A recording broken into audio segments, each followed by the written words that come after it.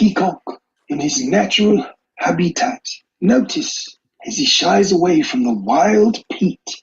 Look at the sheen of peat's coat, obtained from the drink of hops and the eating of wild weeds. This song and dance, prescribed every Tuesday and Thursday. Nature, a wonderful gift. Oh my God. Fucking Dre. I miss him, dude. That's fantastic. Ah, yes, the old wild peacock comes through again every Thursday, 8 p.m. Pacific. Hit the button, Max. Hit the button. Welcome, there everybody. He is. There he is. There he is. We got another message.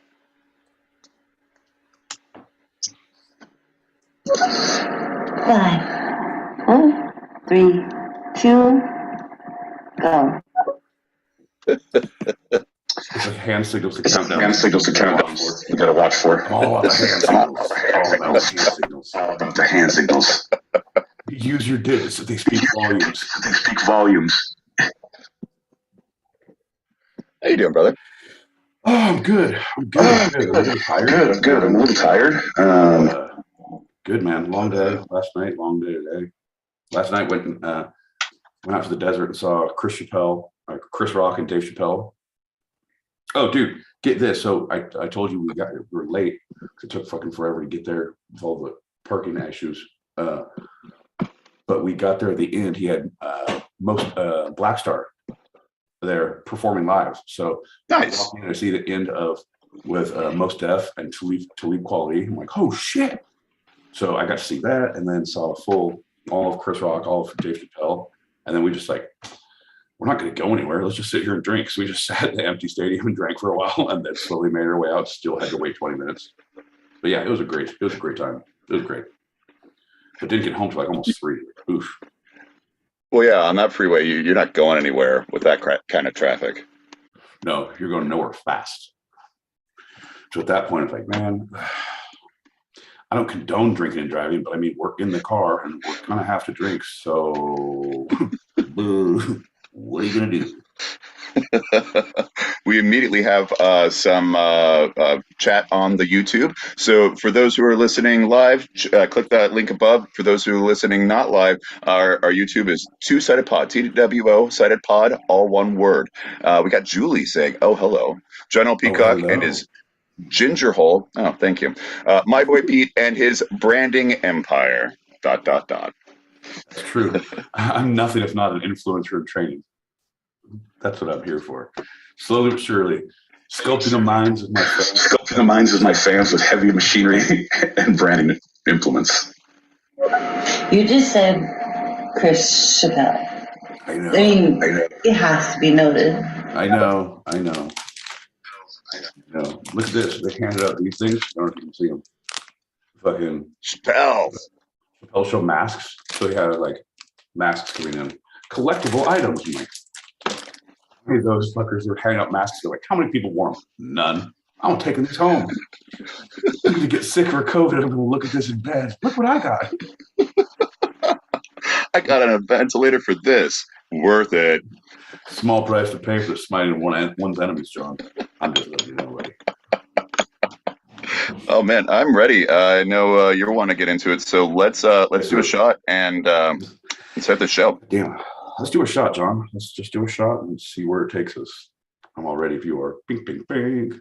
I am. Cheers, Cheers, everybody. Bing, bing, Thanks for listening.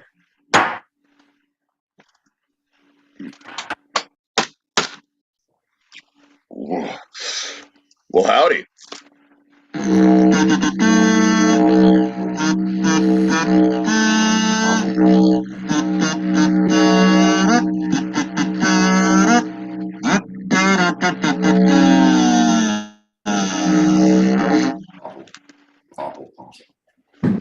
I'm John L. Peacock out in Brooklyn, New York. And my boy Pete. I'm slowly succumbing to the dulcet tones of the dulcimer of the didgeridoo in Southern California. And you're listening to Two Sided, a live recorded podcast where each week I challenge Pete with a bit of the two sides of life, the serious and the fun. And I totally accept that challenge, and I retort wholeheartedly.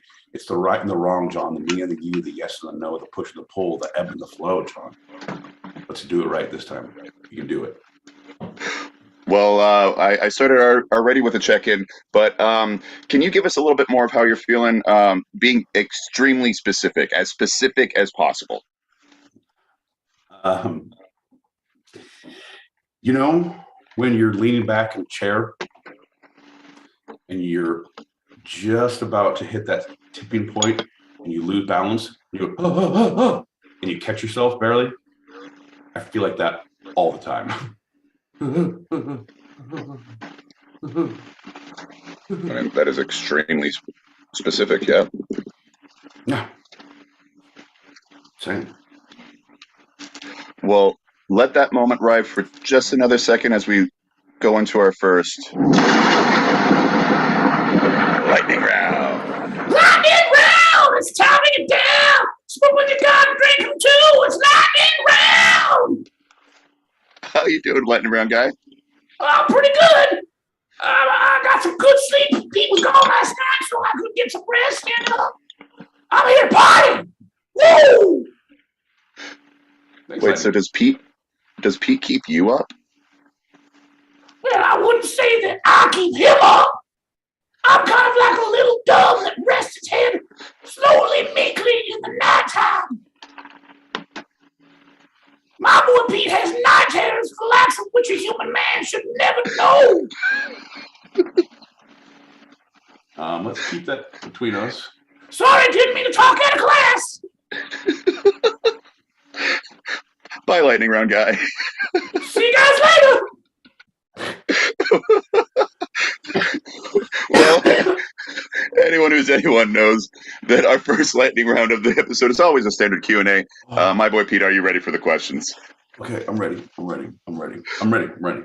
Here we go. What was your first cigarette experience like, my boy Pete? My first cigarette experience? Yeah. Being around them or having one or what?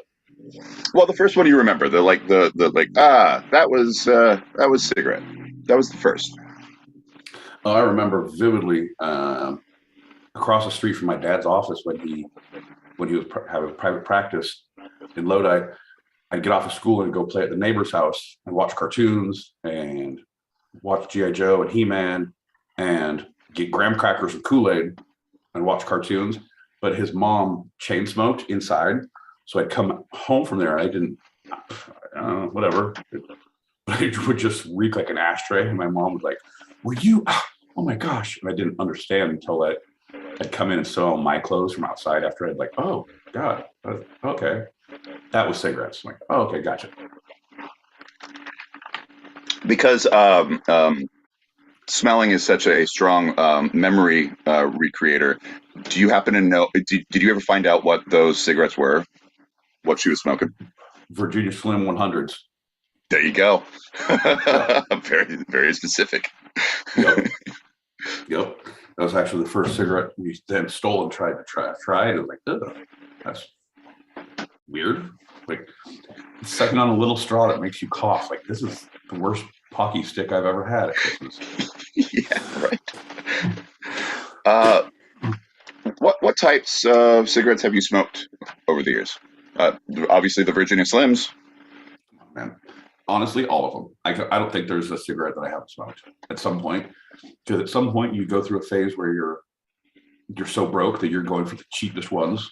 Give me the Mavericks. Give me the what are those? The Donkey Rushes. Give me those like weird shit like $1.24. Holy shit! Yeah, I'll get 2 packs of that. But then other times like no, I'm only going to do work down these lines. I'm only going to do Benson and Hedges. I'm only doing this and this and this. Like, so yeah, I can honestly say I don't think there's a cigarette that I haven't had. I just don't think so. There's a name on it. Yeah, I've had it. Yep. Did you ever go for, when you were really broke, rolling your own cigarettes? Get in the pouch? Oh man, No, I did get the pouch once, but I got the roller, but such a pain in the ass. And you sit there, like, well, sit there and roll for 20 minutes, half an hour when you first get them and just have a pack of smoke. Like, then they're all shit and they all dry out. Like, ugh. I'll pay the extra $2 for someone to roll and I can keep keeping a shitty pack myself. And have a filter without having to stick that thing in there. Yeah, right. Without having to put the tracheotomy in. When did you land on your most recent cigarette flavor? I'd say it's been 6 years, probably 5, 6 years. Yeah. I've been menthol forever, for like the last 10 years. Do you want to tell the people at home, or we'll just let them guess? And do you want to tell the people at home? What is that about? What flavor you got? What's your current flavor? Oh, I'm Camel Menthol Silver Crush. So it's a little menthol to begin with, and then if you get a head cold, the doctors prescribe popping the bubble, and it gives it even more menthol, and it really clears out the head cold, the sinuses. They're like, it's good for you. So I did it mainly as a medical thing to try to get over a cold, and then I just had that incessant cold for 10 years. So really working it out. Has a little Vicks in there, a little NyQuil. Yeah, just right. Some Tiger Bomb. Oh, it's so good. On the YouTube, Julie says, my first cigarette was age 5, a candy cigarette, white, hard, chalky candy with a red tip. Amazing marketing. We might be talking about that a little later. But first, let's have this final question. My boy Pete, how do you feel about the new California ban on flavored and menthol cigarettes and vapes? Boo, boo, boo, boo, boo. I understand what they're doing, but it's so bad. It's like it's a targeted marketing because they say they're doing it for kids because we're doing like, oh, here's unicorn fart flavored vapes, and here's like right. Like, oh, you like honey and sherbet and like all this weird shit. Yeah, I get that, but when they target menthol cigarettes, there's a big discrepancy in the populations that use menthol cigarettes, and so it's a targeted campaign in that regard. So now when you're outlawing things, the people who are doing those are going to be outlaws. You're automatically setting these people up in these marginalized areas. Because I know a lot of places that are going to continue to sell them, but they're going to be doing it illegally. And if they get caught with a case or a warehouse full of that, they're going to get fucked. Like, I don't know, man. It's a thing.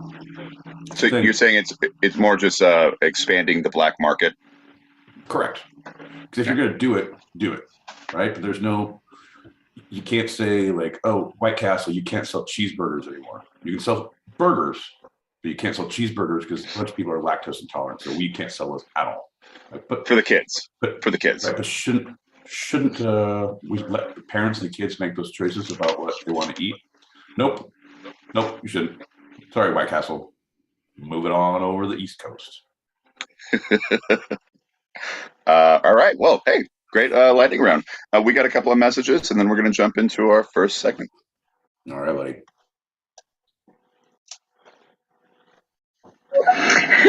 Sure. Oh, sure. Fucking gross, Pete.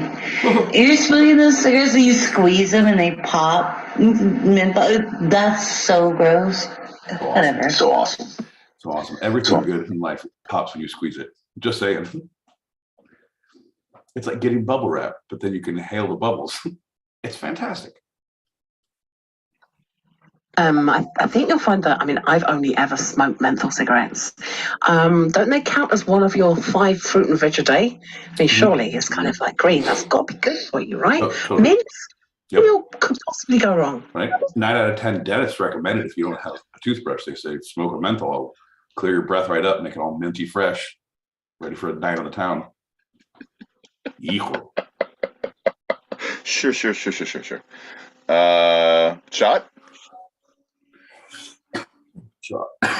Oh, God. Okay. Because we are going to continue this conversation. Happen, but sometimes it does. We're going to talk about a brief, incomplete history of cigarettes. Okay. Ooh, okay. Well, that was a good one. Okay, ready. Cheers. Cheers. Cheers. Cheers. Cheers, everybody. Oh. It's basically America, but we start. So, as it is a native crop of the Americas, tobacco was first experienced by the crew of Christopher Columbus, but did not make it back to England for several more decades. From their colonies in the New World, Sir Walter Raleigh obtained and returned to England with barrels of tobacco plants. Though there is some evidence that it had reached the UK a few years before, he is known as the one who introduced it to the British. The plant slowly grew in popularity, and in 1614, Virginian colonialist John Rolfe, who was the husband of Pocahontas, because I found out she divorced John Smith. Anyway, sent 4 barrels of tobacco back to England, and that led to the boom of demand for tobacco in the Old World. Walter Raleigh is said to have offered a pipe of tobacco to Her Majesty the Queen, Queen Elizabeth I. And it's also reported that one time he was smoking and his servant threw a pitcher of ale on him because he thought he was on fire. There's no real evidence on that one, but it's a fun story. Great story. That's why I always carry pitchers of ale with me wherever I go, just in case you come across a cigarette smoker. So the clay pipe, much like as it was used in the Americas, was the common smoking device for the British. They then developed cigars so wrapping it in tobacco leaf itself in the 17th century. Okay, and that was in it was Europe. You said in the UK. Well, because at this point, so the UK was the clay pipes, and most people were smoking it out of clay pipes. I mean, that's how they were introduced to it by the natives, right? Yeah, right, by the pipes. Yeah, so I was like, they don't have that many leaves around yet. Like they weren't predominant for rolling that, right? Right, exactly. Maybe not. And so it took a bit longer for them to find out how the first way of rolling it, which was in its own leaf, in a tobacco leaf itself, and that's when cigars were invented.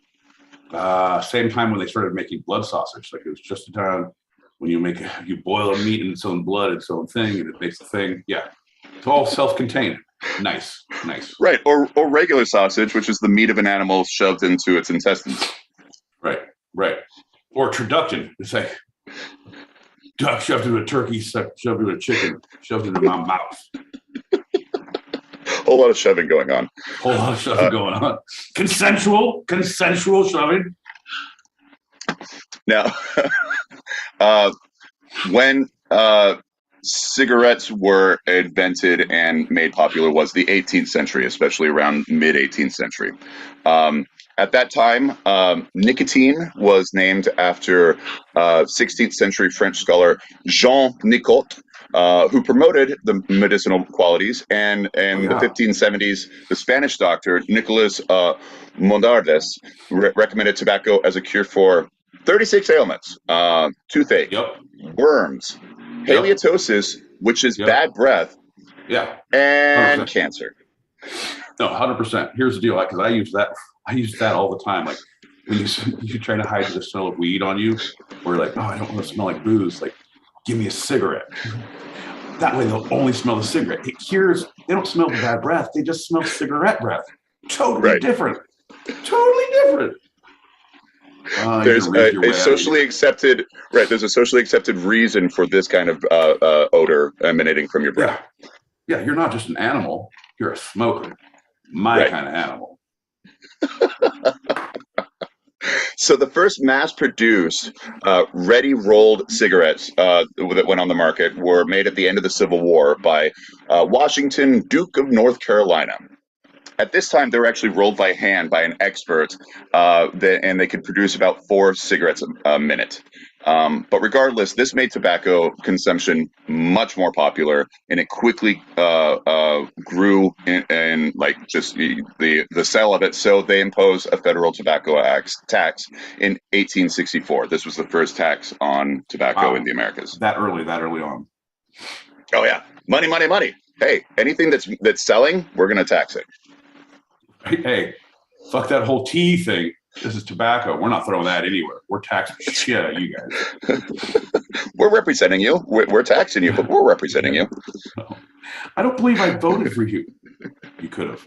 You had the chance. In Alcoy, Spain, there is one rolling paper factory left that can trace its roots back to the first rolling paper factory. This produces many of our popular papers to date. Raw, Elements, Juicy J's, and DLX are all using the same process that made its origin in that factory.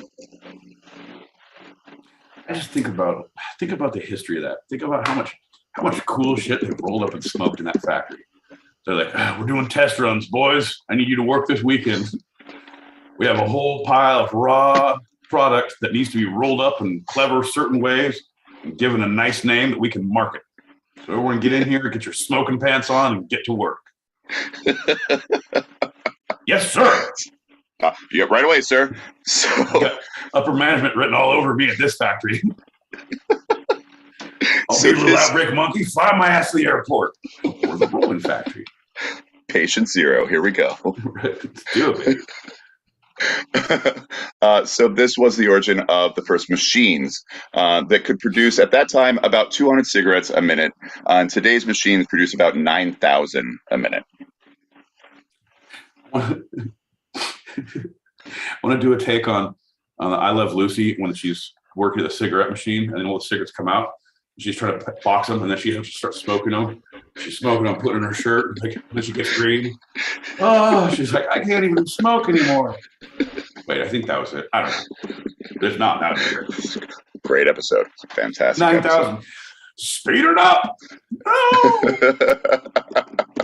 So these cheap, mass-produced cigarettes and the use of advertising allowed tobacco companies to expand their markets during this period just in exponential numbers. Every year it was 10 times, multiple times more consumption of tobacco in general because of these mass-produced, cheaply made cigarettes.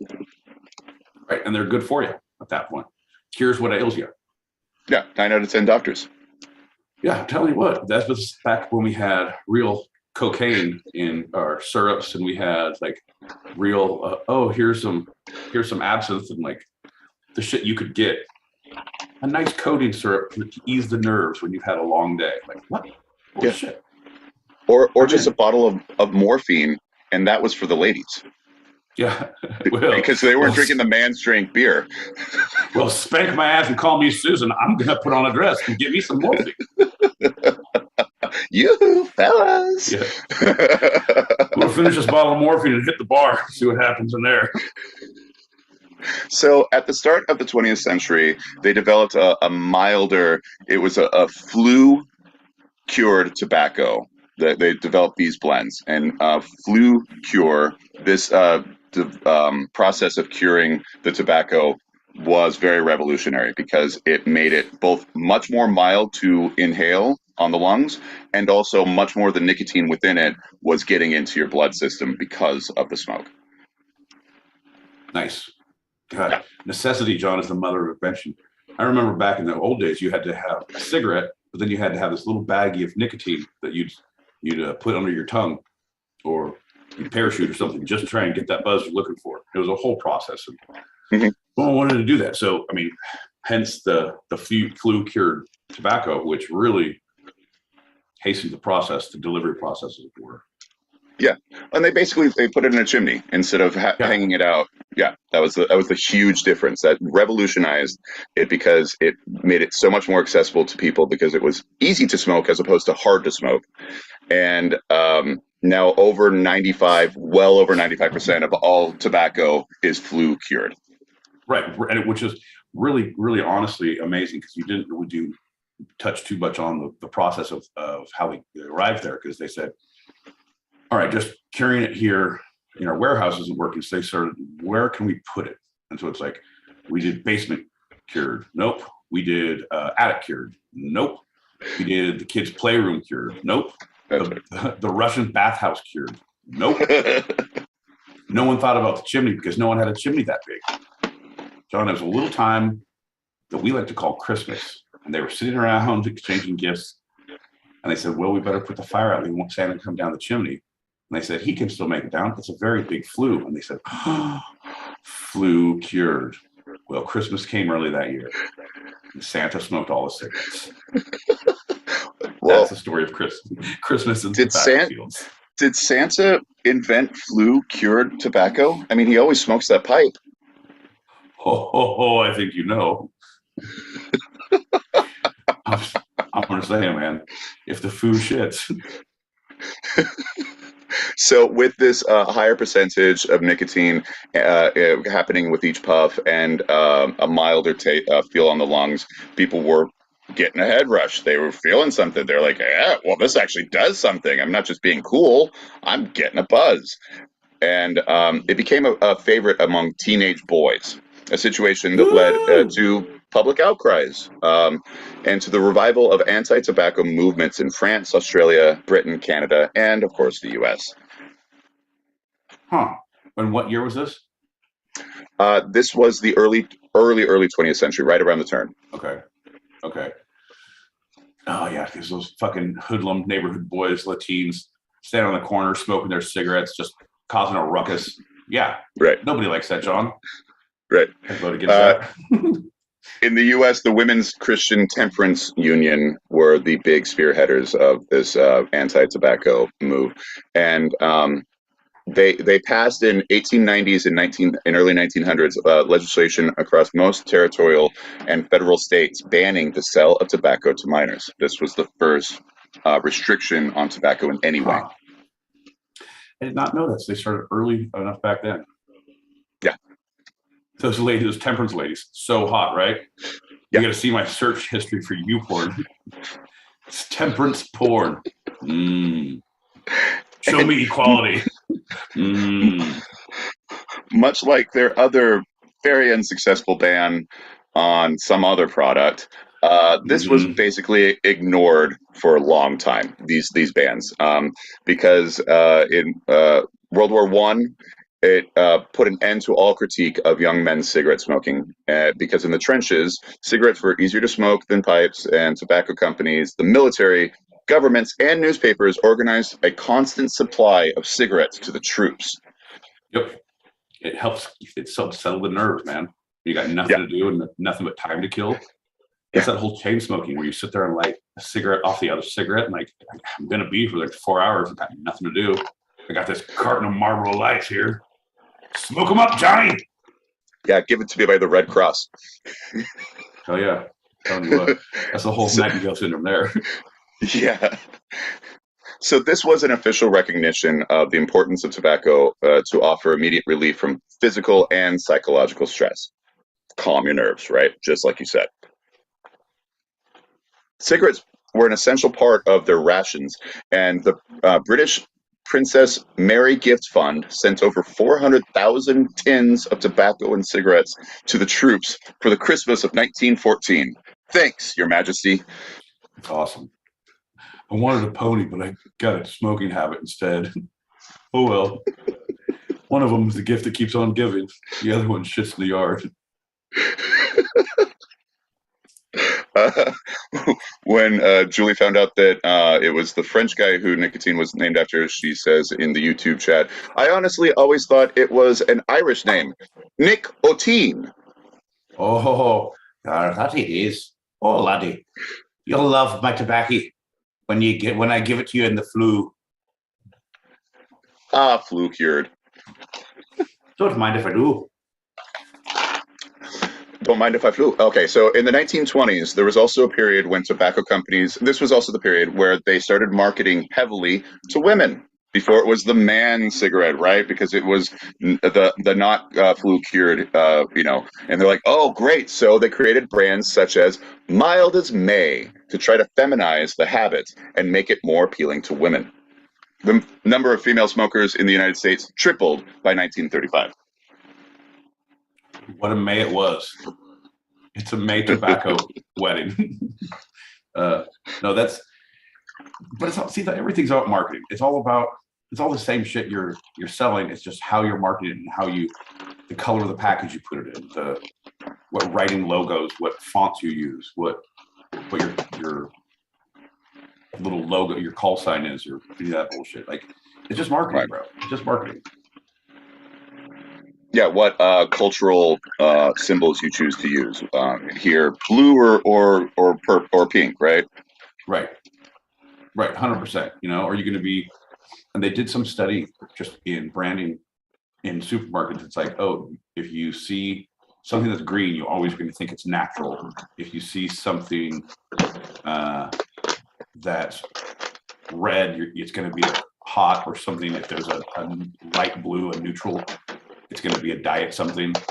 Like, they have all these things that your mind naturally kind of associates of like what the colors are, what the branding schemes are of like. I think they were talking about like granola bars or something, how they like none of them were good for you, but people are like, oh, these are good. These ones. Oh, like this is, look at the pack. Like, Green oh, okay. Green Valley granola. Green Valley, yeah. Like shit like that. Yeah. So Brown and Williamson's Kool, Kool cigarettes became the best-selling mentholated brand beginning in the 1930s. Oh, those are good. Those are good. I love those. Had my bout with Kools for a while. Kool mild 100s. Yes, sir. So this was 50 years before Joe Camel was born. The Kools were promoted by a cartoon mascot, Willie the Penguin, who appeared in comic books, baseball scorecards, and the Sunday Funnies. What's so cool is cool as ice, man. Right. Everybody loves a penguin. And penguins love sports and cartoons. So you're marketing to everyone. Yeah. I could just hit all the bases there. I'm in. Well, you're literally marketing to cool. I want to be cool. Don't you want to be cool? Yeah, I do. So in 1956, R.J. Reynolds launched its menthol brand Salem. And then in 57, Newport was launched and by Philip Morris to produce its first menthol brand. Oh, I'm sorry. That was Loriard. All I know them for is Newport. And then Philip Morris produced Alpine in 59. So 50s was the big menthol craze. Right, because everyone loved the new flavor back then. It's very minty, very fresh, very progressive, forward thinking. Yeah, right. Wave of the future, mid 20th century modern. The rise of the civil rights movement led the tobacco industry to advertise heavily in the black press, and menthol brands were the ones most advertised. Partly as a result, since the 1960s, Newport has been the leading cigarette brand among African Americans. Right, and it's not even, it's that, but in certain communities, like you go to parts of East LA or whatever, and it's like, it's all Kools and Newports. That's all you're gonna pretty much get. Yeah, you have your Marlboros, your Marlboro Lights, but that's few and far between, But that's like, it's community you're in. This is like, I don't know, man. I just don't like it. I don't like it. Well, at this point, it's generations that started with that heavy advertisement, like with that push. Right, and it's like you kind of grow up around if you're gonna drink, you're gonna drink what your family did, what your neighbors did, what you did at all the barbecues. If you're gonna smoke, it's like this is what smokes you get from taking someone's, like, your older brother or someone left them on the counter. Like, this is what is around. Your friend's mom or whoever, right? Yeah, exactly. Right? Yeah. She's taking a nap. You can take two, she won't even know. Yeah. That's one of those things where it's like, it's what you're around. right? Yeah. And it's so then you become like, oh, this is great, this is what it is. But it's like now if you look at a lot of these places, they'll market specifically to those the liquor store with bodegas and things like the posters they have up are, you won't see those in other places in California. In like, you come to like Hollywood, they're not going to be in those stores. They're not going to. Right. It's just so fucking ridiculous. Anyway, I haven't figured it out. There's no way to use it for good or the evil I want to use it for. It's just evil. Just the bad evil. So in that at the same time, Philip Morris researchers already saw the potential of a, quote, healthy cigarette, and had even begun to suggest that the company could capitalize on health concerns by admitting that cigarettes were harmful. Quote, evidence is building up that heavy smoking contributes to lung cancer, end quote, wrote Philip Morris, scientist, in 58. Then he suggested to the company have the, quote, intestinal fortitude to jump to the other side of the fence, and that the company would have a wealth of ammunition to attack competitors who did not have safer cigarettes. That's awesome. That's awesome. Well, we're going to be fucked. We might as well be on the right side of it, boys. Only we can be our own worst enemy. And I say we get there faster, sooner than later. Wow. So this is where this light cigarette came from. This is truly the beginnings of that. And the light cigarettes, it's like the lights will have, if you look at the filter, it'll have more little dots in the filters, more like air pockets. Like, we need one more line of pinpricks. Like, yeah, as long as you keep those pinpricks away from my condoms, we might be okay. I did not look this fact up, but do you know when they banned it from being called light, and they had to go to blue or whatever they do now? They can't call them light cigarettes anymore. Are you sure? I'm like, a lot of lights. Yeah, they're not lights. They don't say the word light on it anymore. You just recognize it by the color, just like you were talking about with the supermarket, man. Huh. I'm gonna have to look at that, because I thought everyone I know smokes Marlboro Lights. They do. They still call them light. People still call them lights. But they're just not written on the thing. Nope, they can't anymore because they're not light cigarettes, because that connotates like this is doing less to you. And so they had to get rid of that terminology, but it's still very popular in how we talk about them. It's just now marked by a color. Yeah.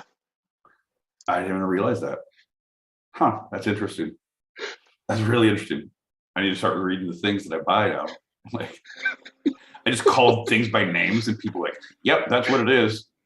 Yep, that's what it is. What if we all just decided to recognize the random names? People like, all right, give me 2 of those Boxing Day Gifty Goose. And it's like, all right, here's blue Gatorade and blue Gatorade. Give me 4 stickers.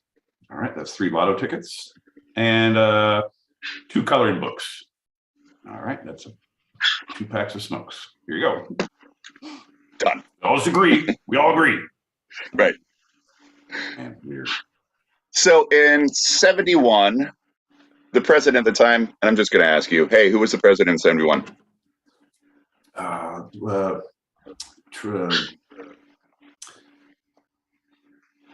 Johnson. No, Nixon. Come on, you had him. Yeah, tricky dick, man. Yeah. Nixon signed into effect a ban on cigarette advertisements on television commercials. This one of the effects of the removal of these commercials on TV was an increase of cigarette advertisements in minority-owned newspapers and magazines.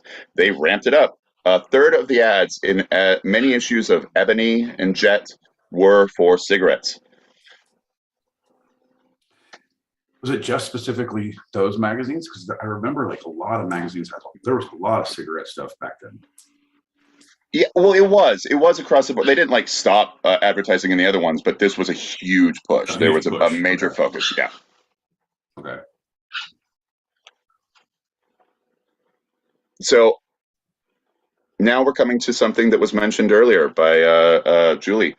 Candy cigarettes. In the 60s and 70s, especially, you may remember having plenty of access to these candy cigarettes, these chalky little things that you would puff on for a while, to imitate your older brother or parents or whoever, and then you chomp on it, and it doesn't really do much. This was catchy and controversial. This candy had a divided following. Um, the 1920, the Hershey Corporation was looking to capitalize on its newfound fame in the chocolate world, and as part of its growth, they sought out new ways to mold their candies into household objects that people found familiar.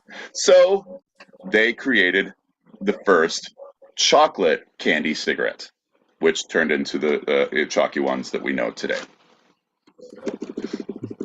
What else could we put them in? All right. We tried chocolate plungers. That was really off-putting to everyone. We tried the chocolate hairbrush. Too prickly, biting down. You know what? We're gonna go with cigarette. Yeah. Well, that's what's in every household anyway, so that'll be fine. Right? Now even the kids can have a nice after-dinner cigarette, just like mom and dad. Yeah. So at the time when most adult Americans were smoking cigarettes without knowing the health issues, children were looking for ways to mimic their parents, and the chocolate cigarette was the closest thing. You could still get the Hershey's chocolate cigarette in certain candy stores. Yeah. I bet they're gross as shit because they don't think they make them anymore, so they have to be like 20 years old. Like their shelf life ain't that good, bro. Yikes. No, apparently they were not banned. The chalky ones, the ones that we know as candy cigarettes, were much more like, were banned, but these were not, and they were rebranded enough that the same candy is still there. It's just not called a chocolate cigarette. Okay. It's a chocolate nicotine delivery system for the kids, not a cigarette. By Hershey's. Yeah, by Bannon. The Surgeon General's report of 72 was the first of a series of science-based reports to identify environmental tobacco smoke. So ETS is the official term. We know it as secondhand smoke. And in Arizona, the next year, they became the first state to restrict smoking in a number of public places explicitly because of this ETS exposure as a public hazard. Ooh, I get it. Yay, Arizona! But come on, man. You got to be able to, like, outdoors and Scottsdale. You couldn't even smoke in your car. Like, there's places like that now, like in California, where like you can't smoke on the street, you can't smoke in your car. Like, dude, now I'm smoking a cigarette. I feel like I'm doing something illegal. Like, even though, it is. I'm like, yeah, but it's not really. You should see the shit I really hide. I'm just saying. Smoking cigarettes in some cities in California is more illegal, much more illegal than smoking marijuana in the state of New York. Yeah. In public places is what I'm talking about. Yeah. It's ridiculous. Fucking ridiculous. Oof. Tell you, it's all about perspective. We all know that the industries hid the health concerns in their own studies for a long time. And in 98, at the end of 1998, the tobacco industry approved a 46-state master settlement agreement, the largest settlement in history still to date, which totaled nearly $206 billion to be paid through the year 2025. So they're not even done paying it out. It contained a number of important health public provisions.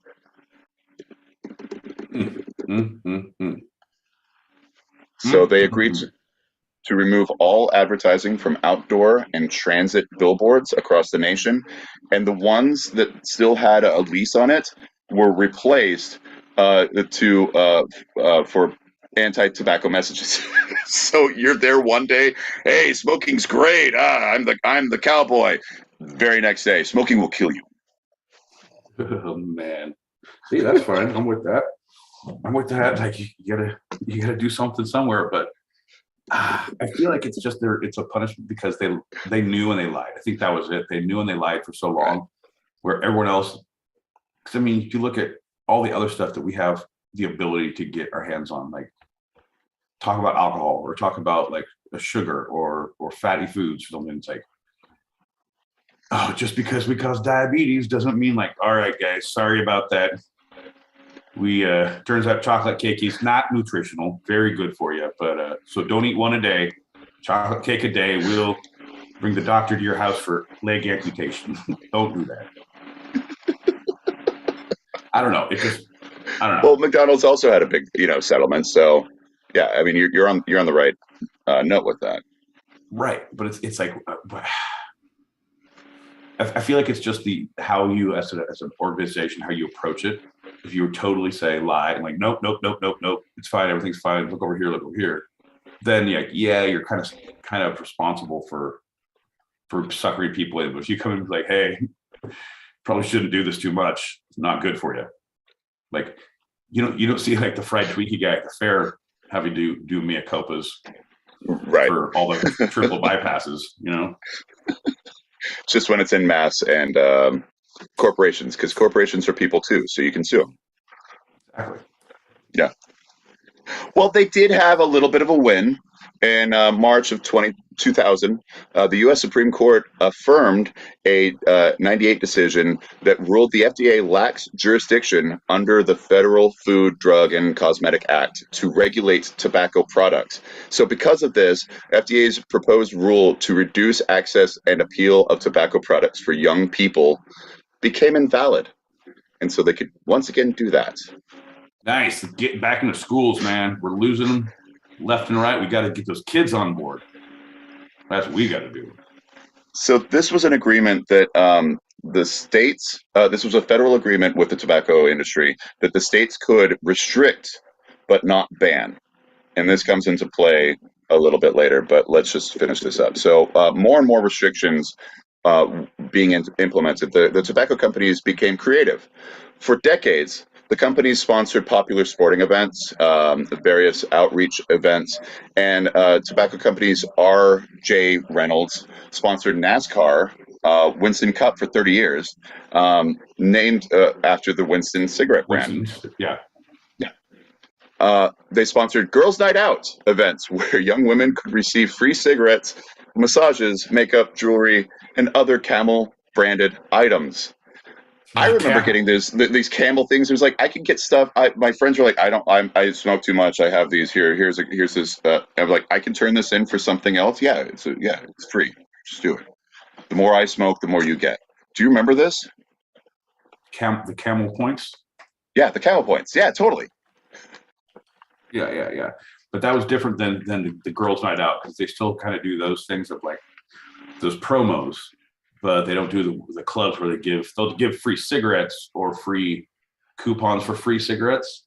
But they don't bring a Camel in and massage you anymore. They had a really big incident at one of the clubs. It was a dromedary. Why? Yeah, it was a one humper, not a two humper. And they said, well, we've made a mistake. And so it was more of a deep tissue than a Camel massage. And it was just taken poorly anyway. Ixnay on the Camel cake. Well, including that one, with new regulations prohibiting many of the types of event sponsorship, tobacco companies still have booths at festivals and events where people can sign up to receive the free products. So Camel Points going strong. Today, the tobacco industry is finding unique ways to deceive the public and push their products, with 41% of all video games containing images of tobacco, and only 8% having warnings of the tobacco-related content. All PG-13 movies from 2002 to 13, 61% showed smoking or other tobacco use. And this is just like the different ways they're trying to skirt around the marketing restrictions and bans that they have. See, I don't know about that. It's just like that. I always look at TV shows now and it's like, caution, strong language, suggestive humor, smoking. I was like, oh my God, breathing, talking, walking fastly into a brisk run, then slowing suddenly to a stop. Like, what? Are you just going to tell me everything they do and warn me about it? Eating with the mouth open. I don't care. silly points of view. Yeah, this is what I'm watching TV for. Careful, they're smoking. Whatever. So some of the oldest cigarette brands that are still around today include Pall Mall, 1899, Chesterfield, and we're just going to go backwards. So if you want to hear the date, I'll give it to you, but I'm just going to give you the brand. Yeah, let's do that.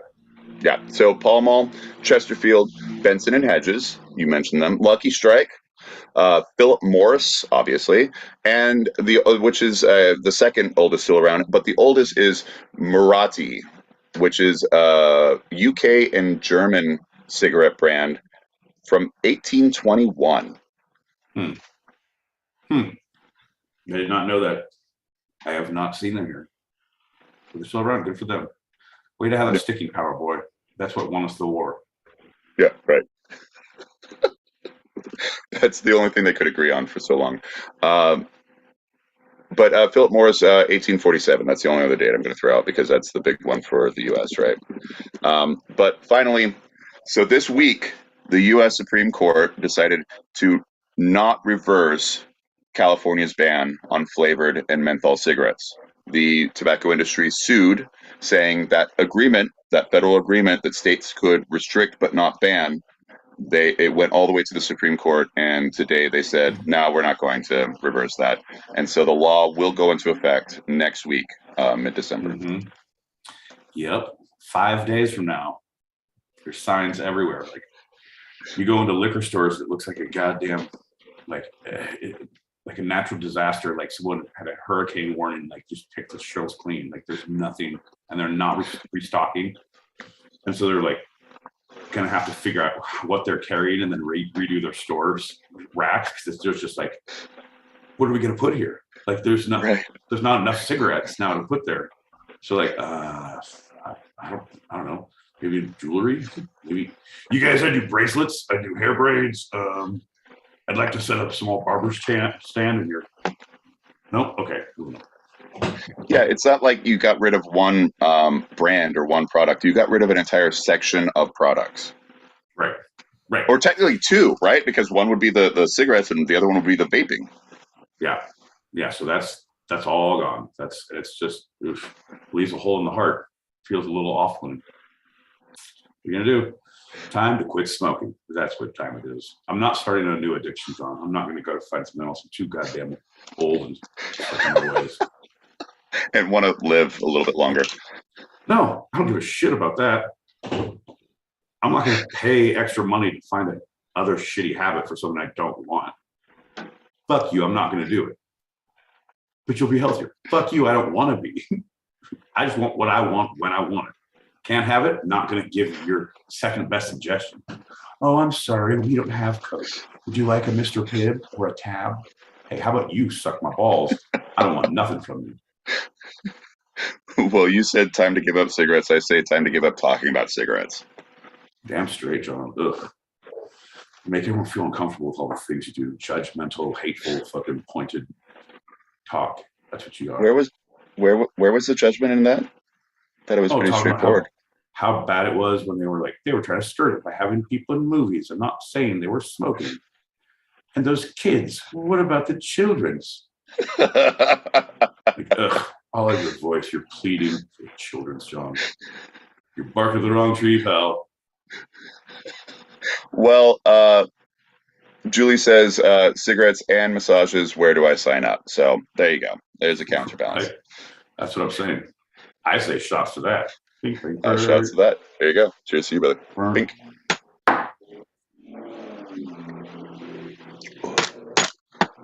Let's grab these messages.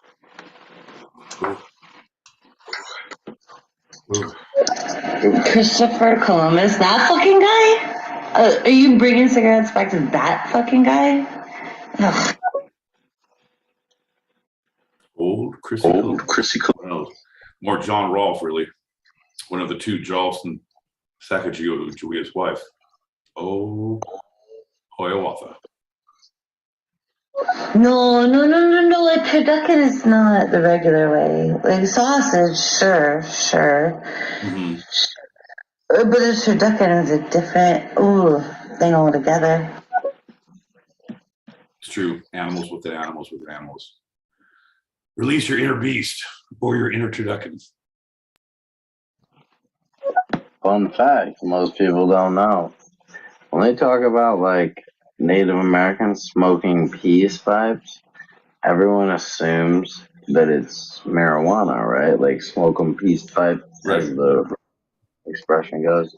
It's not. It's literally just natural tobacco, which people used to get you high. It doesn't. It's just when it's natural tobacco they were all growing, it's actually tobacco. When everyone's tobacco now with all the chemicals, you don't get that kind of like euphoric head high the way you would like maybe on your first cigarette. So back in the day in Native American culture, if you were sharing a peace pipe, you were just smoking natural tobacco and it would give you kind of a natural head high. Right. It wasn't marijuana driven or anything. It was just tobacco. But now, you know, we can I smoke 100 Marlboros and nothing happens. Right, exactly. Right? Not a goddamn thing. I'm still chasing that one. I'm looking for that same high I got the first time. Haven't found it. Not going to quit now. No, baby, no, Pete. Those temperance ladies, they should know a whole nother level. Nope, you don't want them. It's terrible, and we don't. Nobody wants them. Fucking out with our cigarettes. Right? How dare they? I got your temperance right here, right here. Those ladies. So Camel Cash, right? And it was Marlboro Miles. Right. But I don't think anybody actually had, you see my air quotes, points. But yeah, the Camel Cash and the Marlboro Miles. The Marlboro Miles, man, if I saw a pack of Marlboro on the side of the road and I'm driving down the road, that particular road, I would. I got. Those are miles, baby. Off Marlboro. I got all kinds of shit off Marlboro. Camel had stuff that was crap. It was all right. I think I still have one of the Zippos. Yeah, someone's like, yeah. Marlboro did it. Marlboro Miles for the win. Dude, I still have it actually. I have a leather vest, but like a Western leather vest, and the inside of it has is like the horse blanket, like what you put under a saddle, like it's that like thick whatever material, and it's totally Western. And it's Marlboro. Then it was bought from Marlboro Miles, and I like, oh yeah, dude, so good, so good. Now you're dressed. I stood up in these random places. I lived in Indiana where you go and cash in your Marlboro Miles, like actual fucking UPCs. Like, here's all my shit. And then we count it. They'd be like, all right, cool, what you want? That's awesome. And that's where I got my Weber grill. I got this cool ass fucking cast iron. It was like a tire, and the rim was cast iron, and that was the ashtray. Oh, sick. And then the tire was a legit tire. Yeah, it was kind of lame in retrospect. I don't have it anymore. Whatever. That's still. Hi, John. Awesome. Hey, buddy. That's pretty fucking awesome. I like that they actually had a place where you could go, like a brick and mortar. It's like cashing your Chuck E. Cheese tokens for adults. Ding, ding, ding, ding, ding. All right, well, give me a sticky hand, a Weber grill, big ass tire ashtray, and give me 2 more of them sticky hands. What about the children? Hook them while they're young. That's what I always say. Gotta get them. Get them early. Get them fast. Get them before they run. You haven't been able to get menthol cigarettes in the UK since May 2020. Now you have to put minty cardboard in your cigarette packs, or do what I did, which is change to heated tobacco sticks, a little holder. Yeah. Oh, okay. Yeah, that's gonna be the next thing. Will be like, no, I can't even go there. I can't. I'm not gonna get a cigarette holder and have it filled with like menthol and opium. Like, no, it's all the good stuff. There was opium in the peace pipe. Final answer. See? Final answer. Whatever. Opium. Opium for the win. I'm with him. I think we both, opium said it, we said it at the same time. Great minds thinking alike. A leather vest, you say, my boy Pete? Mhm. Can you run me a cold shower, please? Oh my. Oh my. It's marble leather vest. So it's when you're riding on the range. We're talking side of the road. We're talking outside of liquor store, Pete. Oh, that's great. Oh, that's brick and mortar. These were like pop up, exchange your mind. And Camel did it too, but it was like stupid shit, like T-shirts and posters, and there was nothing cool there. Did I mention I got a Weber grill from Marlboro? Yeah, that's so awesome. We're pulling up there like, I feel like it's the old Price is Right. It's like, all right, give me the Weber grill for $500. Give me the ashtray tire for $75, and I'll take the rest from the gift certificate. Big money, big money, big money, big money. Ah, well, at least I got the Weber grill. Well, that's going to lead us directly into our next lightning round. Yes, buddy. Yes, it is. Yes, it is. I know I cut you off there, but I feel like we always need to move this one along. Keep on going. Okay. Okay. All right. Okay.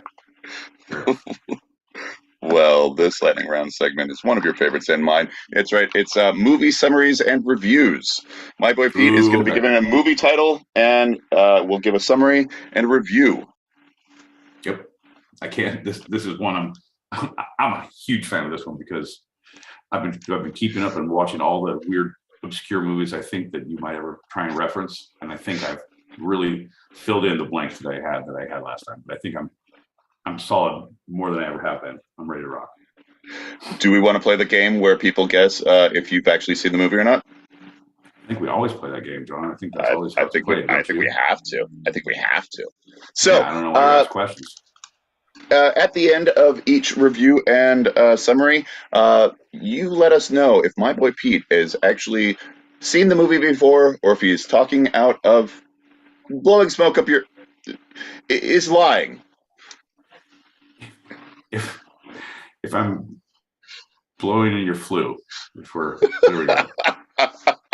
So far, just so you all know, my boy Pete is actually perfect on this game. He has beaten the audience every single time. When he's lied so well, and most of the time he has seen the movie. If you haven't listened to enough of Two-Sided, you have to know that my boy Pete is a movie aficionado. He's a cinephile. Unfortunately, yeah. I had to register in the state of California as a cinephile every time I moved to a new neighborhood. I could knock on door to door. Excuse me, folks, you may hear me up at weird hours of the night with my stereo going loud on my favorite movies. And then I was sat down on the front porch smoking with my friends the next morning. I do apologize if it bothers you or affects your children's growth and or happiness. Good day. Well, I heard you pouring a shot, so let's shoot to the beginning of this this segment, right. This game, let's drink. This fun. Let's drink, motherfucker. Cheers. Cheers, everybody. Because I did throw a curveball at you this time.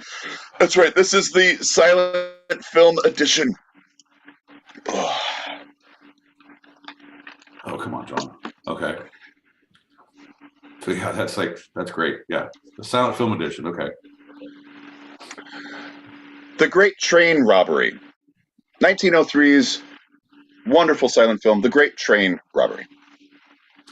Yeah, that was one of the first silent films where there was an action film where there was truly train robbers. They had to come and robbers boarded a moving train that was super actiony, and they went from car to car and they held people up like, oh my, give us your money now, dastardly people. Then they go and blow the safe, boom, and they get the money, and then they all jump off, but then the sheriff comes and they gets them and stops them and holds them up, and the train stops. My hero. But yeah, John, for what it was okay. Like, it was really interesting in a groundbreaking sense, but come on, John, we're talking silent movies, and Yeah. Right. They did call it revolutionary, but yeah, you're right. Love that. The second, so if you believe that my boy Pete has actually seen the Great Train Robbery, please chime in now and give us a yay. And if you think that he might not have seen that said robbery of 1903, that great original classic, let us know as well. The next one, my boy Pete. Oh, I mean, this is another. I picked classics. I didn't go for weird titles. So this is The Lodger, the story of the London Fog. Remember that 1927 film, The Lodger, a story of the London Fog. I'm sorry. I heard The Lodger. I know Lodger. You said the story of the London Fog. Oh yeah, the London Fog. Yeah. Right. That was its subtitle. The main title, as you know, was The Lodger. Right. Well, that was just it was supposed to be like an early horror movie, thriller, and it was basically the fog came in, and it was another resident in the old London town where it kept people in and they couldn't go out, and it was very spooky and scary, and yeah, but no, it wasn't spooky or scary. It was not. So, The Lodger. If you think my boy Pete has seen it, let us know. If not, check it out. Next one, 3 or 4. I mean, this is a huge one. The Passion of Joan of Arc, the 1928 French classic, The Passion of Joan of Arc. Yeah, that's the same thing that we've all seen that. We all know, because it's a story of her trying to get her, where she's trying to get her knighthood, where she then goes and fights for France. And it's basically that story of where she has to, there's the battle, but she has to come back. There's a second battle where she gets after her knighted, and she does her whole thing. But it's her glory. It's not her Joan of Arc ending. It's all the good stuff. So kind of, if you see part 2 with sound, that's where it really gets good. That is true. I was longing for that end scene, and the French just love to gloss it over. Yeah. Right. So if you think Pete has the passion of Joan of Arc, let us know. And finally, The Birth of a Nation, the 1915 film, American film, The Birth of a Nation. That was one of the earliest, where it was basically pioneers coming over and on the trail and setting up a homestead and farming the land. And it was basically propaganda of the first sort of, look what we can do. This is what is in store for you if you too take the plunge, America. Birth of a Nation. It's a lot of propaganda in that one. You are definitely correct on that one. So if Pete has seen The Birth of a Nation, let us know. So far we have one. So we'll wait a little bit and grab this one, and then if other people want to chime in, please do now. So The Great Train Robbery of 1903, The Lodger of 1927, The Passion of Joan of Arc, 28, and The Birth of a Nation, the big American silent film of 1915. Has Pete seen these? Has he not? Let us know. Yeah, John. So My boy Pete describes it as super actiony. I'm saying yes. right. I'm saying the production staff on that was amazing. The Great Train Robbery. So good. So little time. And you don't have to turn it down. I can't hear. Turn it up. You don't have to. There's nothing to hear. Just some titles to see. You don't have to put on subtitles. They're already on. Okay, I'm doing all 4 now. So yeah, the super actiony one, the first one. Yes, I'm saying he's seen that one. Yep. The second one, the Lodger. He just describes fog. Absolutely, he has not seen that one. The Passion of Joan of Arc. A woman tied to a wooden stake. Yeah, of course he's seen that. And I think he's also seen The Birth of a Nation, for sure.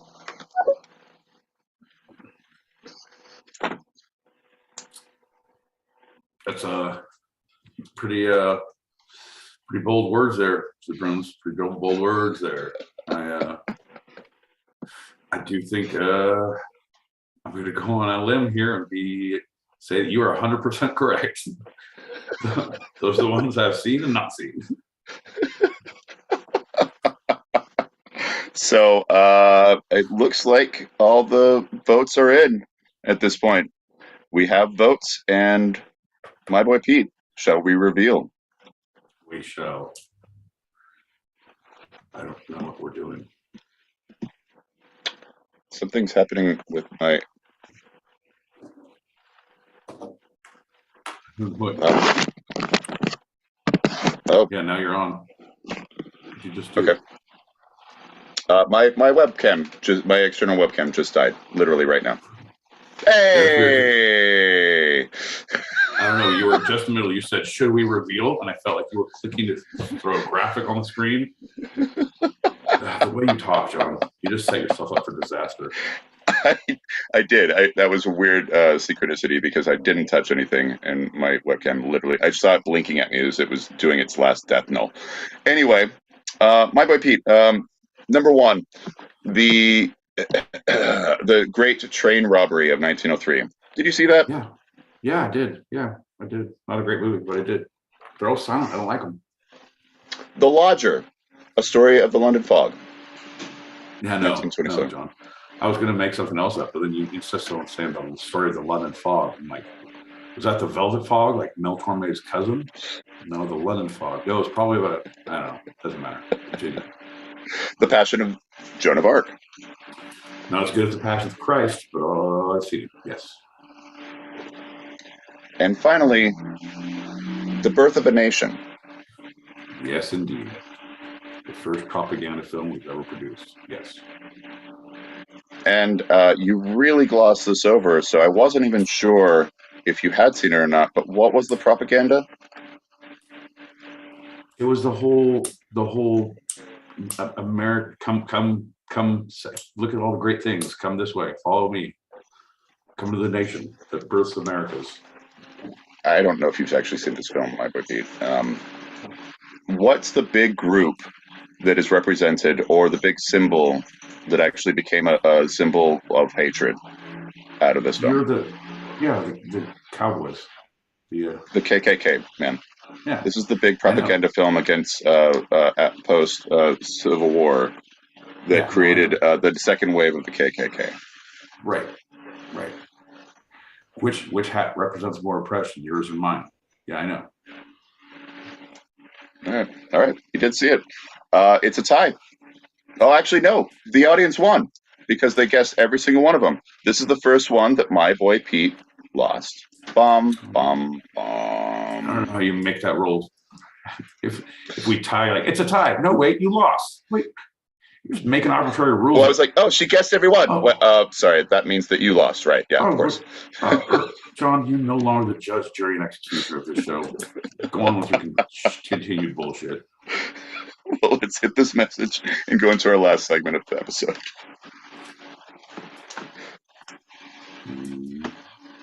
For anybody not watching the YouTube channel, we just got a real big close-up of the ginger hole reference in the Tuesday show. That was adorable. You can watch it on YouTube. Full on. Like it was aggressive. Like, what happened? Somehow my webcam broke and I had to turn on my other camera, but that one happened to be in my nose at the time. I had to pull it out and set it up.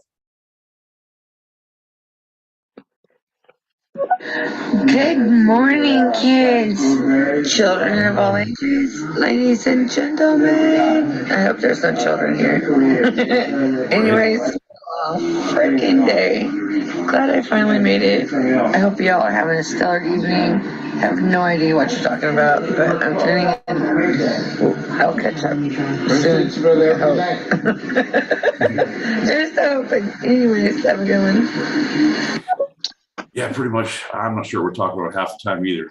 Doesn't stop me from putting my 2 cents in. Or my 2 sides. You're on mute.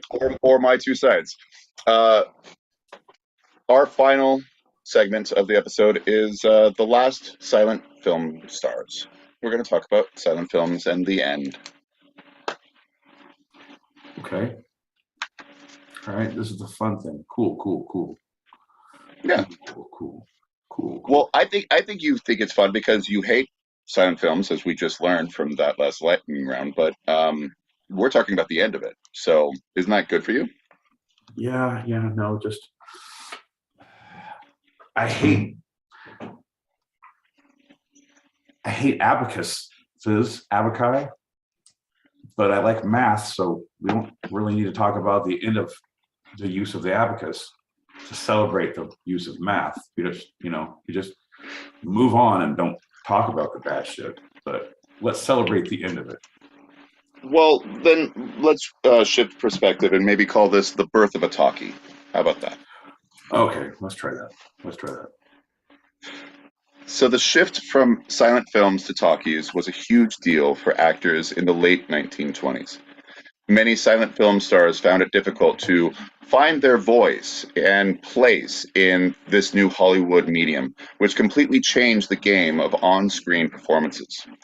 So some filmmakers, directors and actors, refused to contaminate their art form, this newly found art of moving pictures, um, later called motion pictures, with the addition of speaking, musical, and Foley sounds being synced with production of these films. Such a shift in the art of the film would remove the aspect of the intertitles. So they're the title cards, right? That when someone says something, you can't hear it, and then a title card comes. And the live music to accompany each film. The piano, the organ, sometimes a full orchestra. Yeah. Okay, so the silent film era, which was from the late or the mid 1890s to the late 1920s, had live music. This was almost exclusively created with a piano, the organ, and sometimes a full orchestra conducted the music for the film, the feeling, right? Because it pushed everything along, because the film itself was completely silent. So these musicians either played from sheet music, sometimes provided to fit the film, sometimes just sheet music of popular songs, or they just improvised. But I would assume the orchestras, because they were so rare, they were always, the music for the film. But the organist is just the organist at the cinema, and they just, I haven't even seen this before. I'm just going to play. Yeah. Oh yeah. Are you just talking about what silent films were? Yeah. Yes.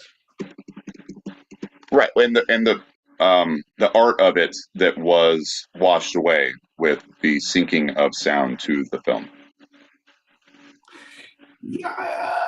Yeah, I guess there was an art to it, but I don't know if there was an art to it. Like, it's an improvisational. Yeah, you'd go to see the same movie twice, and it wasn't the same experience. And the first one was really good, and the second one wasn't that good.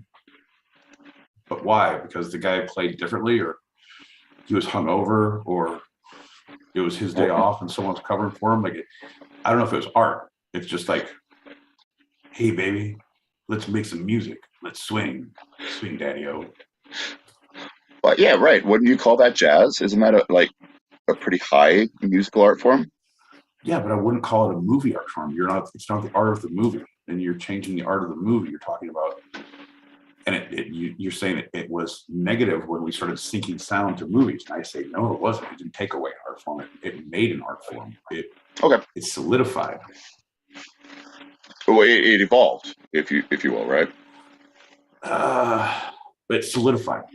I wouldn't say it evolved. We found the best that we could do for any soundtrack, and we recorded that and put it in stone. And that is what that goes with that movie now. So now you're going to get the emotional reaction as you're watching a movie, because we've now synced the songs, the sound, and everything up in the way we want it to be heard to experience the best emotional response that any audience member can. And now we've done that, and we've not left it to like, all right, Jimmy, get in there and play it sad when she starts to cry. And then when the train goes, play it fast and uppy, see? That's not an art. That's you're relying on someone who might be a great musician, but if your art is to interpret moving pictures to your sound, then it's kind of it's a different beast. It's not an evolution. It's like cricket and baseball. It's a different beast. Right. Same idea, but different beast. I would say that this shift also further removed it from live theater, because one, there's no longer a person playing live, so there's no longer that live element.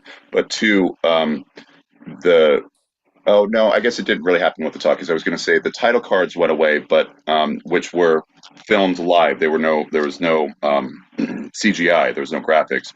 But I was also thinking of the credits, which would run. In the early days of movies, these were credits that were just filmed and someone, created them. And nowadays, obviously, they're always superimposed onto the screen. Right. So silent film as a term actually didn't exist until we had something to compare it to. When talkies, as they were first called, came out, we needed something to show what was synced and what was free-flowing sound-wise.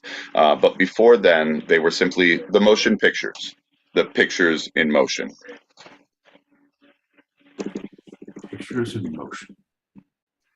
Yes. So while some of the silent film stars did not try to transition, seeing the wave, just decided to retire. Then many did try to transition, seeing the wave of the future and the new form of the art they'd dedicated their lives to. So some succeeded and some failed. Of the actors, okay. Yeah. A big moment was Alfred Hitchcock's 1929 film Blackmail. It became the first British sound feature, or talkie, because it began as a silent film, but the production as it got underway, Hitchcock was asked to film parts in sound.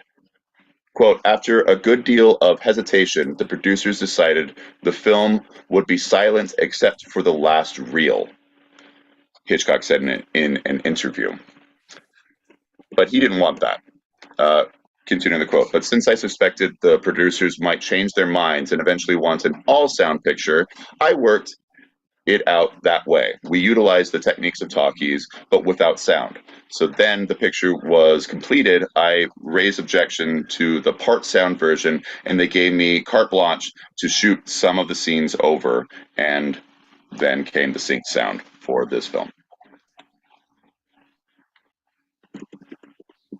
Okay. It's so interesting. This is the first British one. America came 2 years earlier, but for this being the first British one, the producers actually released two versions of the film, Blackmail. One with the sound, and one being a silent film. I haven't seen either one of them. Have you? I've seen parts of the sound version of it. Yeah, small parts. I haven't seen it. I just saw a clip from it. Okay. So one of the lead actress, Annie Ondra, was raised in Prague and had a thick accent. So she had to mime her dialogue as a British actress. Joan Barry stood off camera and spoke her lines. So they were literally syncing up in real time during the filming so that they could have the sound synced up with the picture, because it wasn't her voice. Well, it's that same thing of like what? It's Singing in the Rain. Isn't that Yep. the whole story? That's the whole plot line of that she was a great silent film actress, but when she talks, she has the most annoying talking voice, like, ooh, God, no, okay, shish. Yeah. Singing in the Rain actually makes fun of the talkies, of like the first talkies, and how their issues, their major issues that it's the growing pains, right, of creating this new medium. Well, that was the thing, that she was a pretty blonde who was amazing silent film star, and they first started talking, and she's like, I can't stand him. I can't stand him. I'm like, oh God. So it was that same thing of like, oh, here's this woman, this German actress. Okay, you can't sing, you can't talk. Keep moving your mouth. We'll have someone else do it, eh? Right. Yeah. That was Hitchcock's solution. And that actually created a stereotype that a lot of the silent film stars that didn't transition was 100% because of their voice, which mostly was not the case. There's like a couple of exceptions of things, but the movie made it thought that we just that's what happened. No silent film star who made it into talkies could speak well. I can see that. Well, give me examples. You're just saying it wasn't. Let's say why not? No, in my research, I saw that most of the times it was because of the art form, or they had their own issues. The studios became more demanding and more controlling as they were solidifying themselves in the 30s and 40s. It was not really an issue of not being able to talk on camera. It was either you can't act while talking because you are all about the face, because that's what the silent films were all about. It was so much more exaggerated. It was so much more theatrical. Or they just didn't like you, and this was a quick way to get rid of you. But people thought that most of these stars were just didn't have good voices, and basically across the board, that wasn't the case. Okay. All right, John. If that's what you say, across the board, that wasn't the case, John says, so we're moving on, I guess. The Jazz Singer in 1927 was America's first talkie. Though other films had utilized synchronized sound before, this was the first feature-length film with synchronized dialogue overall. And the Jazz Singer quote, turned the film industry topsy-turvy and co-signed the silent pictures to a scrap heap, was a pictorial editorial in the pictorial history of movies from 1943. So just 20 years later, this was seen as the death of silent films in mass, especially in the United States. I mean, it's the first movie. Yeah, like the first thing that comes out is going to be the end of something. Like, come on, man. Yeah. The first TV show I saw, that's the end of all radio. No, it wasn't a great show. It was the first one, so it's going to be more. It's going to be great. Yeah. The Jazz Singer wasn't that great. It wasn't, but they just said, wow, look what can happen. Right. So speaking of Singing in the Rain, musical hits from Singing in the Rain were written by MGM producer Arthur Freed and Nico Herb Brown in 1929, as cinema made the transition to the talkies just after industry magazine Variety wrote, quote, movie stars should be screened, not heard, going off the horrible quote of women and children should be seen, not heard. Actors should be screened, not heard? Yeah, it was their push against. Correct. Huh, okay. They had faces then, proclaimed silent screen star Norma Desmond in Billy Wilder's classic 1950 Hollywood tale, Sunset Boulevard. Desmond was played by one of those faces of the silent era, Gloria Swanson, who had been one of the biggest and most powerful stars headlining such classics as Male and Female and Beyond the Rocks, when silent cinema first made the male superstar, Rudolph Valentino. These two were some of the biggest names of that era that did not fully transition. Well, Valentino didn't because he died right as the transition happened in 27. There's a lot to unpack in that big giant sentence you just fucking said, John. So you were making a reference of an actress from Hollywood from the film Hollywood Boulevard, where she said Sunset Boulevard, and I wasn't back when they had faces, because she was portrayed back. She was an original movie actress that didn't make the transition, referencing that also with Valentino, who didn't, but also later on. But that is what you were referencing, a movie within a movie within a movie, a reference, but a guy who also didn't make it because he died, not because he couldn't talk, and he also had a face. Yeah, I think you got it all. Yeah, very meta, right? I guess if that's what you were thinking when you wrote it, man, I don't know. I'll go with it, but Jesus, use some commas or apostrophes next time, buddy. Is there a processor in there? Is there? Jesus. All right, let's get to stuff you do know. There were funny faces such as Charlie Chaplin, Buster Keaton, Laurel and Hardy, Harold Lloyd, John Bunny, and Ben Turnip. I'm sorry, Turpin, or dashing faces such as Richard Barthelmess and Valentino. Valentino died in 26, as I was saying before, and many of those names were able to, but it took them a while. The Chaplin didn't even have his first talkie until 1940, so that's what 12 years, 13 years after the first one was made. Okay.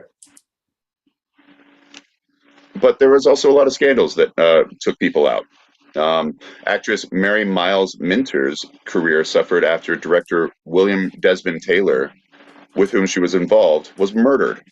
And leading man Wallace Reed's drug addiction led to death at age 31. It'll happen.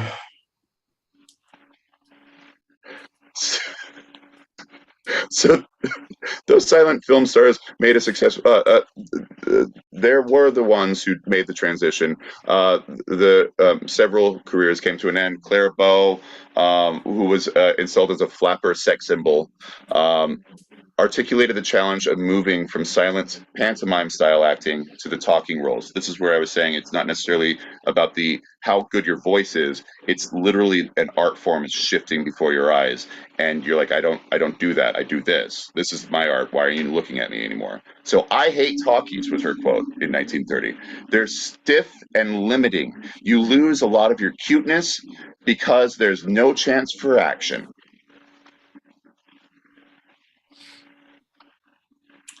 That's stupid. That's stupid. So in your old silent films, because you like the whole idea of, all right, we're going to take this. It's going to be 10 seconds of moving picture, and then everyone breaks. We're going to have a title, some words happen in there, and everyone resets and look cuter, and then we'll have reactions. So it's like there's no realism. You're only acting. You're only reacting. That's the only thing you're doing is action. Action. You don't have any acting. There's no real at all. It's very presentational, right? Very presentational. Very presentational. Now, sometime that I told you mostly didn't happen, but in the case of John Gilbert, who was in Flesh and the Devil in 26 with Greta Garbo, whom he nearly married, his voice was reedy and thin. So his first talkie, His Glorious Night, it was tampered with to make him much more macho sounding. I'm sorry, to make the macho star sound so puny that no matter what, he could never be hired again. Like, it was the death of his career because of a manipulation of the film. It was thin, but then they made it sound just puny. They twisted the sound just enough to make him sound like this, is basically what I'm saying. Yikes. Okay. Yeah. It's because he had an affair with Garbo, and she was married. And the producer who she was married to despised him because he found out, and he destroyed his career and made him blackballed. But what he did was through that sound manipulation. That's pretty good. That's pretty good. I like that. Yeah. That works for me now. People were reluctant to silent film stars coming into talkies.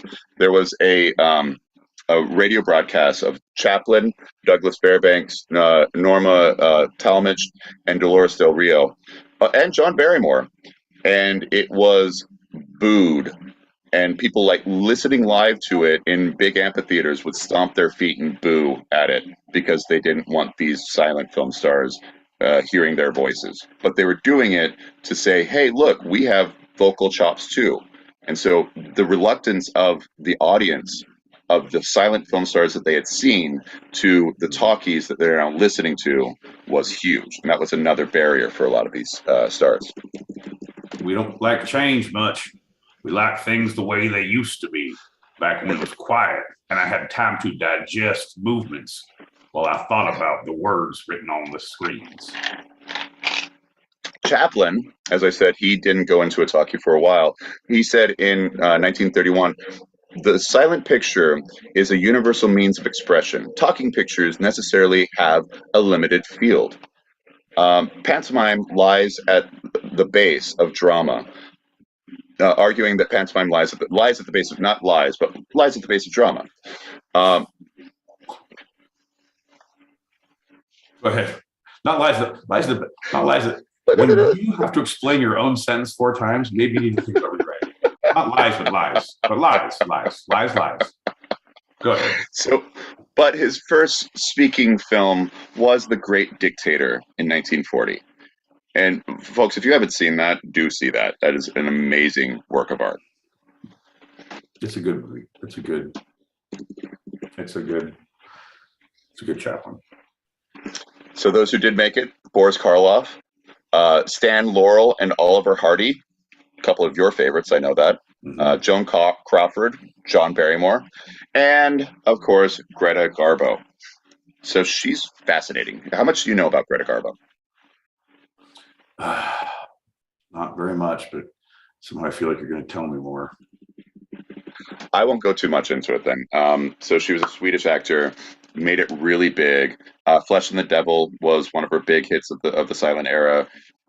People were worried, as she was, that she was not going to transition because she was Swedish. Even though she was one of the biggest box office draws of the silent era. But they were all wrong. Her low, husky voice was the perfect match for her cool, mysterious personality. And so when she started talking on film, they ate it up. They loved it. She became even bigger than being one of the biggest box office draws of the silent era. She was so big that she was able to negotiate her own contract with the Hollywood studios. She is the only female and actually the very first actor overall to do that, not with an agent, but herself, and get exactly what she wanted ever in Hollywood. And it would be decades, several decades before a female star was able to do that.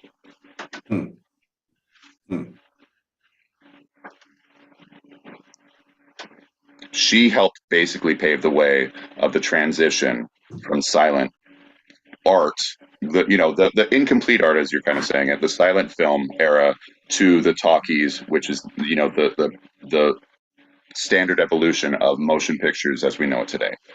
She was the huge star that really helped both to the general public, but also in Hollywood itself. Transition. Okay. I don't know if I would agree with that. I think because she negotiated her own contract, you're saying that she was one of the catalysts for the movement. Like, she also brought the audiences in. She also brought the audiences in for the talkies that, as I was showing you, people were against. They were reluctant towards it. Right. But eventually, I mean, yeah. Okay. All right. I'm gonna let you have this one, John. I'm gonna let you finish. Oh, I finished. That's it. I finished on top. You always got to finish with Greta Garbo. Jesus Christ, man. Good. Love it. Love it. Good. Lots of fun. Talkies, silent movies, cigarettes, and Greta Garbo. What a fucking great show, John. Jesus. Well, you always harken back to the classic days where we could do so much more. I figured we'd look at that era. Yeah, we could do so much more, but that's like, well, you could smoke and drink in the workplace. How can I let you know you're doing a good job unless I give you a firm smack on the butt? What is a Christmas party if not to try and have sex on the Xerox machine and make memories that are going to haunt you and your staff for the rest of the year? I just don't know anymore, John. I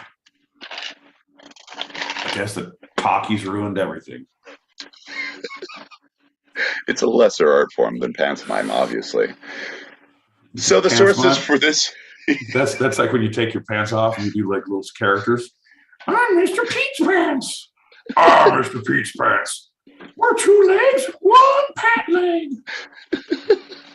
The sources for this episode of Two Sided have been first segment, historyextra.com, the CDC, the Cancer Council of Australia, Britannica, tobaccofreelife.org, cancerletter.com, candyfavorites.com, oldtimecandy.com, the Truth Initiative, rollingsupreme.com, and oldest.org. The second segment, Backstage Magazine, the Daily Telegraph, Town and Country Mag, projects.latimes.com, and Quora.com. All right. Okay. All right. My references have been Sailor Jerry, Camel Menthol Silvers, crush it a little bit, crush it a little more, just crush it enough, and night terrors. When you don't sleep well, it's because of the night terrors. Ah, cobras!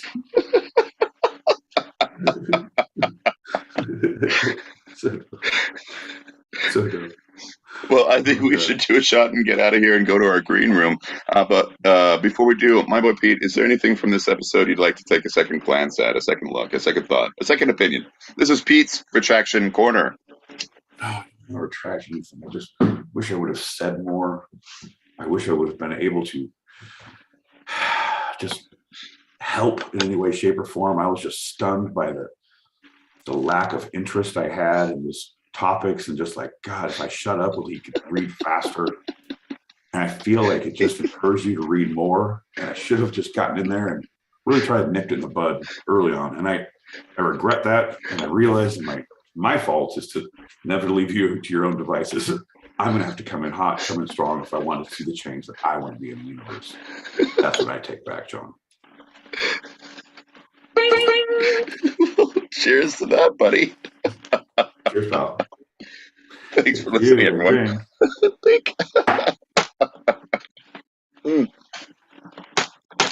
Oh, we have our open chat show live on Stereo every Tuesday. Same start as tonight. So if you want to join us or you want to throw some topics out there, email twosidedpod@gmail.com. That's TWO sidedpod@gmail.com.